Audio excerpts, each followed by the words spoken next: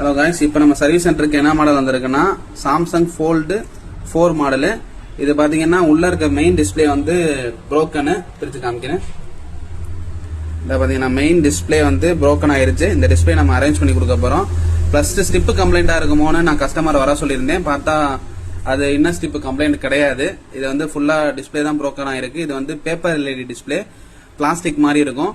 இதை நம்ம அரேஞ்ச் பண்ணி நம்ம கஸ்டமருக்கு கொடுக்க போறோம். இது வந்து கொஞ்சம் லேட் ஆகும். ஏன்னா இது மார்க்கெட்ல ரொம்ப அவைலபிள் கிடையாது, ரேரா இருக்கு. அப்படிங்கும்போது கஸ்டமர் டைம் ஆகிருக்கும்.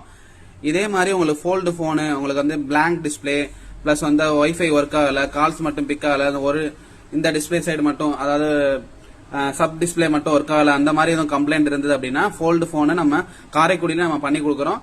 காரைக்குடி சிப்ட்ரானிக்ஸை கான்டாக்ட் பண்ணுங்க. இதே மாதிரி உங்க rare mobile, edge model plus வந்து சாம்சங் S24, S25 இந்த மாதிரி அல்ட்ரா சீரிஸும் நம்ம பண்ணி கொடுக்குறோம். இதே மாதிரி உங்களுக்கு சர்வீஸ் வேணும்னா சிப்ட்ரானிக்ஸை கான்டாக்ட் பண்ணுங்க. தேங்க்யூ ஃபார் வாட்சிங்.